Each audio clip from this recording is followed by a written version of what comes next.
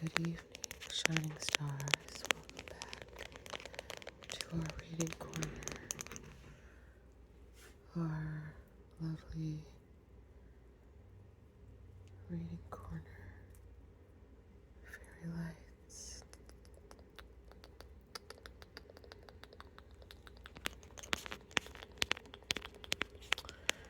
And back to Alice in Wonderland. And we got the lights turned off already. Candle. It's the dogs. The dogs, at least we thought we got everything. I didn't notice this got thrown in the chair earlier.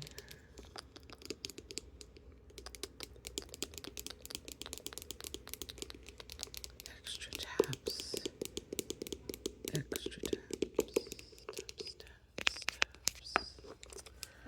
Okay. Oh, maybe this sounds good too.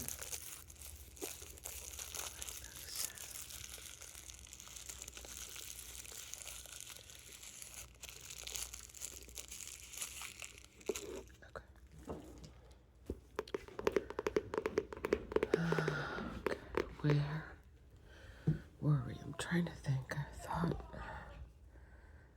usually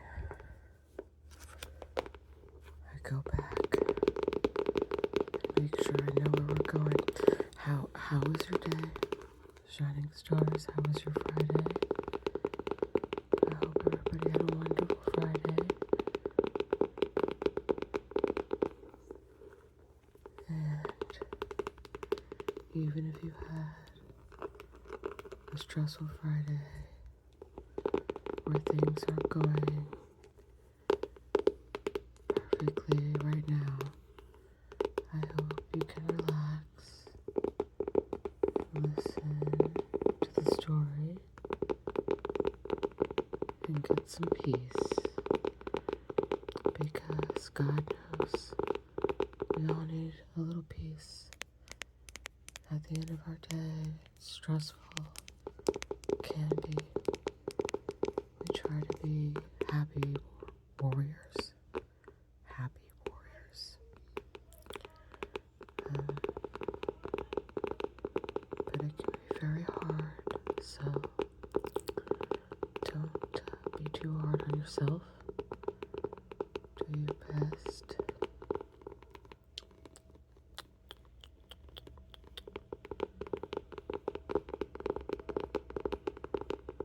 And I hope, again, whatever kind of day you had, I hope right now you're calm and relaxing.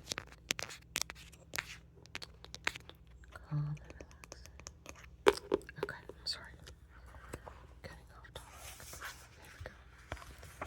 Constantly off topic. Guilty. Alright. Yes, so she had just gone to meet the Mad Hatter and the March Hare, and they're, of course, at the big table. Where's the picture? Let's go back. They're having their luncheon or dinner party,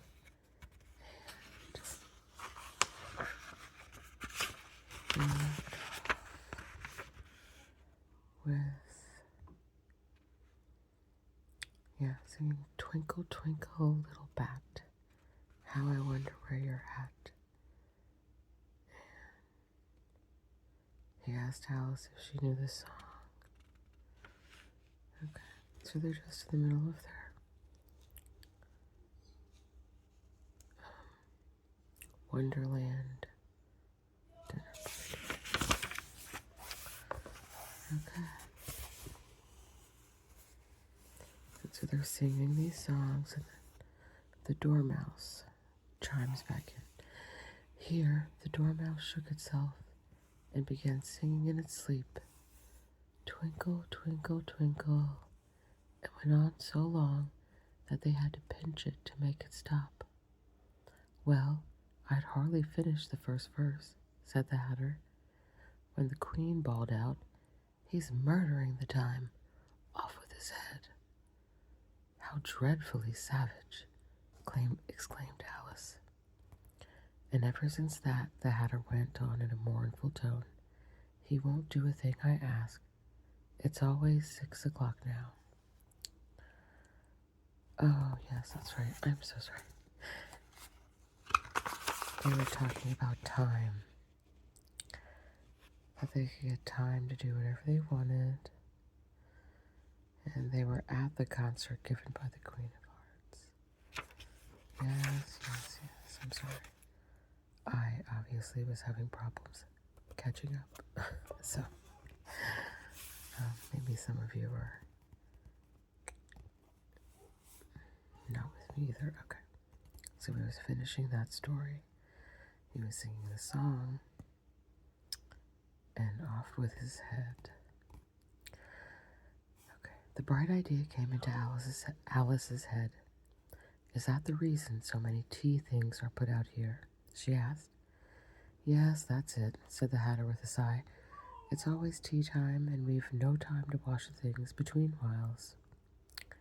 "Then you keep moving around, I suppose," said Alice. "Exactly so," said the Hatter, "as the things get used up." "But what happens when you come to the beginning again?" Alice ventured to ask. "Suppose we change the subject," the March Hare interrupted, yawning. "I'm getting tired of this. I vote the young lady tells us a story." "I'm afraid I don't know one," said Alice, rather alarmed at the proposal. "Then the Dormouse shall," they both cried. "Wake up, Dormouse," and they pinched it on both sides at once.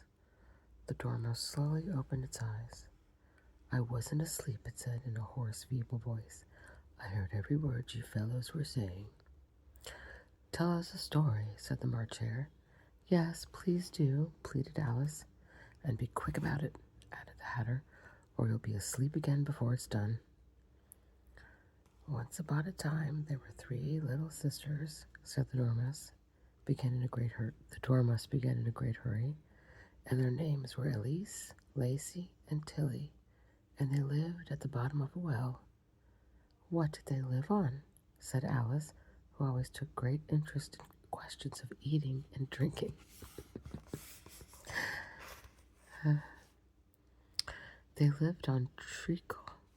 Is that treacle? I'm not going to overthink that, but "they lived on treacle," said the Dormouse, after thinking a minute or two.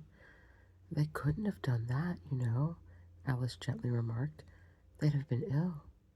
"So they were," said the Dormouse, "very ill." Alice tried to fancy herself what such an extraordinary way of living would be like, but it puzzled her too much, so she went on. "But why did they live at the bottom of a well?" "Take some more tea," the March Hare said to Alice very earnestly. "I've had nothing yet," Alice replied in an offended tone, "so I can't take more." "You mean you can't take less," said the Hatter. "It's very easy to take more than nothing." "Nobody asked your opinion," said Alice. "Who's making the personal remarks now?" the Hatter asked triumphantly. Alice did not quite know what to say to this, so she helped herself to some tea and bread and butter, and then she turned to the Dormouse and repeated her question. "Why did they live at the bottom of the well?" The Dormouse again took a minute or two to think about it, and then said, "It was a treacle well." "There's no such thing," Alice was beginning very angrily, but the Hatter and the March Hare went, "Shh, shh," and the Dormouse sulkily remarked, "If you can't be civil, you better finish the story for yourself." "No, please go on," Alice said very humbly. "I won't interrupt you again. I dare say there may be one." "One indeed," said the Dormouse indignantly. "However," of course the Mad Hatter, the Dormouse. However, he consented to go on. And so these 3 little sisters, they were learning to draw, you know. "What did they draw?" said Alice, quite forgetting her promise. Treacle, said the Dormouse, without considering it all this time. I want a clean cup, interrupted the Hatter. Let's all move one place on. He moved on as he spoke, and the Dormouse followed him. The March Hare moved into the Dormouse's place, and Alice rather unwillingly took the place of the March Hare. The Hatter was the only one who got any advantage from the change, and Alice was a good deal worse off than before, as the March Hare had just upset the milk jug into his plate. Alice did not wish to offend the Dormouse again, so she began very cautiously. But I don't understand. Where did they draw the treacle from? You can draw water out of a well, said the Hatter, so I should think you could draw a treacle out of a treacle well, eh, stupid? But they were in the well, Alice said to the Dormouse, not choosing to notice this last remark. Of course they were, said the Dormouse, well in. This answer so confused poor Alice that she let the Dormouse go on for some time without interrupting it. They were learning to draw, the Dormouse went on, yawning and rubbing his eyes.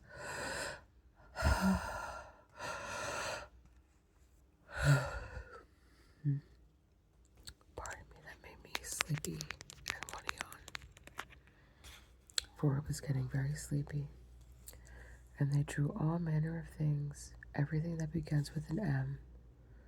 Why with an M? Said Alice. Why not? Said the March Hare. Alice was silent. The Dormouse had closed his eyes by this time and was going off into a doze, but on being pinched by the Hatter, it woke up again with a little shriek and went on. That begins with an M, such as mousetraps and the moon and memory and muchness. You know, you say things are much of a muchness. Did you ever see such a thing as drawing of a muchness? As a drawing of a muchness? My goodness. Really? Now you ask me, said Alice, very much confused. I don't think. Then you shouldn't talk, said the Hatter. This piece of rudeness was more than Alice could bear. She got up in great disgust and walked off. The Dormouse fell asleep instantly, and neither of the others took the least notice of her going, although she looked back once or twice, half hoping that they would call after her. The last time she saw them, they were trying to put the Dormouse into the teapot. At any rate, I'll never go there again, said Alice, as she picked her way through the wood. It's the stupidest tea party I ever was in all my life. Just as she said this, she noticed that one of the trees had a door leading right into it. That's very curious, she thought, but everything's curious today. I think I may as well go in at once. And in she went. Once more she found herself in the long hall and close to the little glass table. Now I'll manage to get better this time, she said to herself, and began by taking the little golden key and unlocking the door that led to the garden. Then she set to work nibbling at the mushroom. She had kept a piece of it in her pocket till she was about a foot high. Then she walked down the little passage, and then she found herself at last in the beautiful garden among the bright flower beds and the cool fountains. That sounds nice. That's nice. The Queen's croquet ground. A large rose tree, and we'll just go the first page, and then wherever this page kind of concludes, well over here, maybe to the next page, maybe, okay, do a little bit more. A large rose tree stood near the entrance of the garden. The roses growing on it were white, but there were 3 gardeners at it, busily painting them red. Alice thought this was a very curious thing, and she went nearer to watch them, and, just as she came up to them, she heard one of them say, "Look out now, 5, don't go splashing paint over me like that." "I couldn't help it," said 5 in a sulky tone. 7 jogged my elbow.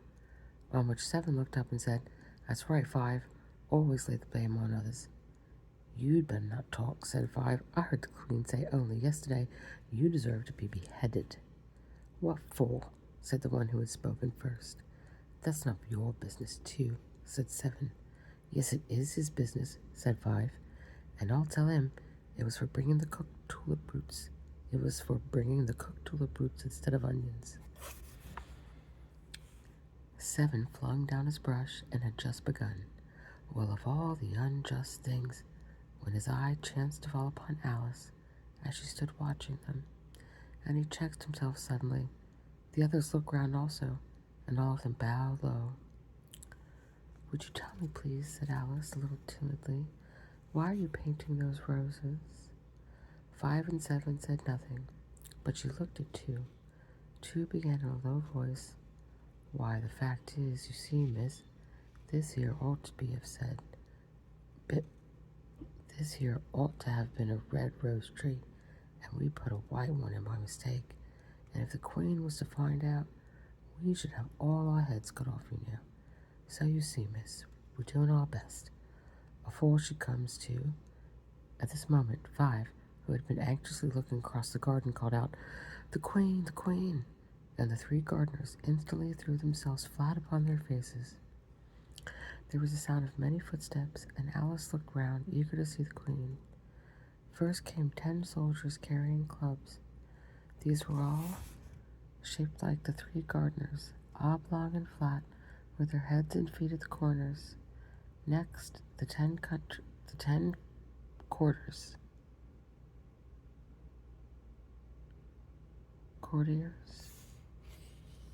Next, the 10 courtiers, yes. I believe so. Pick me up on that if I'm wrong. Courtiers. These were ornamented all over with diamonds, and walked 2 and 2 as the soldiers did. After these came the royal children. There were 10 of them, and the little dears just came jumping merrily along, hand in hand in couples. They were all ornamented with hearts. Next came the guests, mostly kings and queens, and among them Alice recognized the white rabbit. It was talking in a hurried, nervous manner, smiling at everybody that was said, and went by without noticing her. Then followed the knave of hearts, carrying the king's crown on a crimson velvet cushion, and at last, to all of this grand procession, came the king and queen of hearts. Alice was rather doubtful whether she ought not lie down on her face like the 3 gardeners, but she could not remember ever having heard of such a rule at processions. And besides, what would be the use of a procession, thought she, if people had all lied down on their faces so they couldn't see it? So she stood where she was and waited.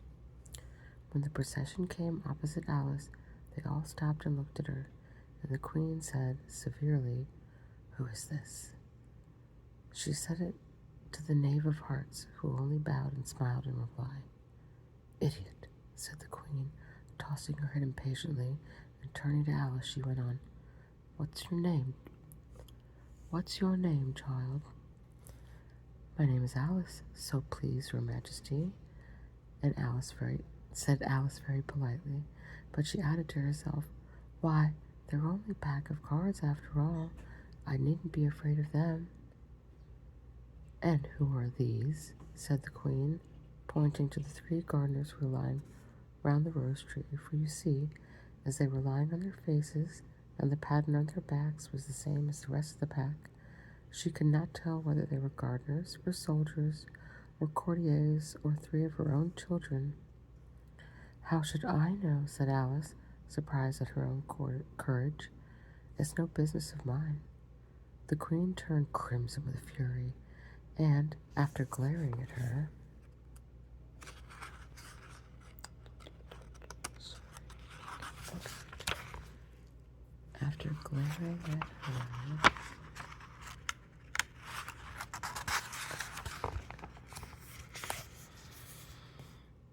for a moment, like a wild beast, she began screaming, Off with her head!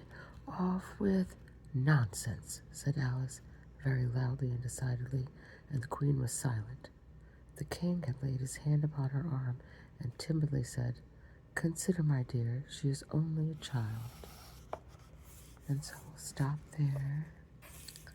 And here's Alice, Court of Cards, the Queen of Hearts. And this is where we will pick up tomorrow.